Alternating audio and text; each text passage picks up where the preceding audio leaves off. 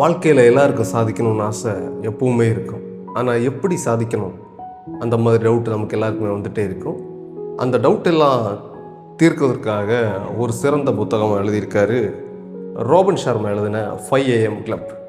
இந்த புத்தகத்தில் ஒரு ஃபார்முலா சொல்லியிருக்காரு, அதாவது 20-20-20 அப்படின்னு சொல்லக்கூடிய ஒரு ஃபார்முலா சொல்லியிருக்காரு. காலையில் நம்ம 5 மணிக்கு தூக்கம் எழும்புனதும் ஒரு 20 மினிட்ஸ் மெடிடேஷன், ஒரு 20 மினிட்ஸ் யோகா, ரன்னிங், இன்னொரு 20 மினிட்ஸ் ரீடிங். ஸோ இந்த மாதிரி 20-20-20 அவர் ஸ்ப்ளிட் பண்ணியிருக்கார் அந்த டைமை. காலைல எழும்புனதுமே 5 மணிக்கு எழும்பணும், அதுதான் ரொம்பவே கஷ்டமான விஷயம். நம்ம அப்படி எழும்புனதுமே ஒரு 20 மினிட்ஸ் நம்ம என்ன பண்ணணும், ஒரு அமைதியான இடம். அவர் சொல்கிறாரு, ஏதாவது ஃபாரஸ்ட், காட்டுப்பகுதி, இல்லைன்னா சீ சைட், அந்த மாதிரி ஏதாவது இடத்துல எல்லாம் போய் அமைதியாக மெடிடேஷன் பண்ணணும், அந்த நேச்சரை ஃபீல் பண்ணணும்னு சொல்கிறாரு. ஸோ அது அப்படி பண்ணும்போது நமக்கு ஃப்ரெஷ் ஐடியாஸ், க்ரியேட்டிவிட்டி, ப்ரொடக்டிவிட்டி எல்லாமே நமக்குள்ளே வரும்னு அவர் சொல்கிறார்.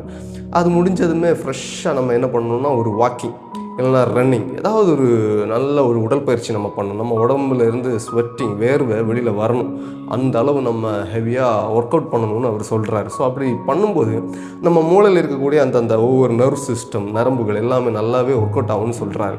அது முடிஞ்ச கையோட ஒரு 20 மினிட்ஸ் நம்ம என்ன பண்ணணும்னா இந்த மாதிரி books, motivational books, fiction or non fiction புக்ஸை நம்ம என்ன பண்ணலாம், ரீட் பண்ணலாம். ஸோ இந்த மாதிரி காலையில் எழும்புனதும் அந்த சூரியன் வருவதற்கு முன்னாடி இருக்கக்கூடிய ஒரு 1 hour நம்ம ரொம்ப ப்ரொடக்டிவிட்டியை யூஸ் பண்ணால் அந்த டே ஃபுல்லாகவே ஃப்ரெஷ்ஷாக இருக்கும்.